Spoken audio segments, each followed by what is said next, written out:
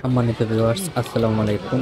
আজকের ভিডিওটা শুরু করতে যাচ্ছি। আমরা আজকে যাব ভাগিনার নানুর বাসায় দাওয়াত খেতে। বলতে আমাদের ইয়া এরবানের দোকানে কেরা আর কি। একবার উম, আমরা বাগিনাই ডাকি।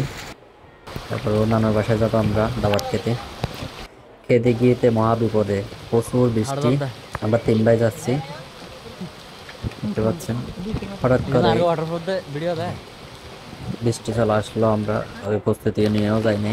তারপরেও যাচ্ছে এখন বৃষ্টি থেকে বাঁচার জন্য। এখন কি করতেছে দেখুন, দেখতে পাচ্ছি। যাচ্ছি, খুবই কষ্ট করে গেছি। যাওয়া আসা সব প্রতিটা পথে ছিল, বৃষ্টি ছিল। আসার সময়ও বৃষ্টি, যাওয়ার সময় বৃষ্টি, ভিজে ভিজে একেবারে দোকানে চলে আসছে।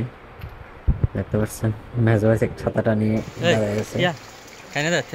বাড়িতে যখন গেছে তাড়াতাড়ি গেঞ্জি নামাই দিয়েছে। এখন বাড়ির কাছাকাছি যখন গেছে, এখন আমরা গেছি অনেক রেট করে, কারণ দোকানে কাস্টমার ছিল, ওই জন্য কাস্টমার বিদায় করে যেতে যেতে দেরি হয়ে গেছে। তাই আমাদেরকে ভিতরে বাদ দিচ্ছে, ভিতরে দিবে। আমরাই ছিলাম শুধু, সবাই নাকি খেয়ে ফেলছে, আমাদের জন্য বসেছিল। দেখতে পাচ্ছেন সবাই বসে আছে, এখন দলে বসে আছে।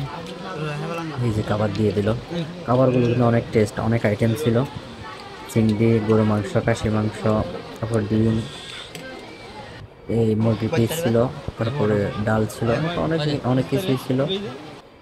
খুবই অসাধারণ ভালো রেসিপি হয়েছে।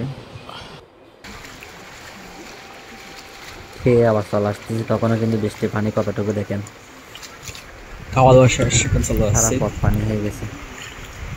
এখন পর্যন্ত বৃষ্টি শেষ হয়নি। দেখতে পাচ্ছেন অনেক কষ্ট মাত্র, তারপরেও দাওয়াত খেতে তো খাদ না ভালো লাগে। আসার সময় বৃষ্টিতে ভিজে দুষ্টুমি করতেছি। এখন কিন্তু ছাতা আমাকে দিচ্ছে না, ও একা একাই ছাতা নিয়ে বসে আছে। এখন দেখতেছেন আরো দুষ্টুমি করতেছে।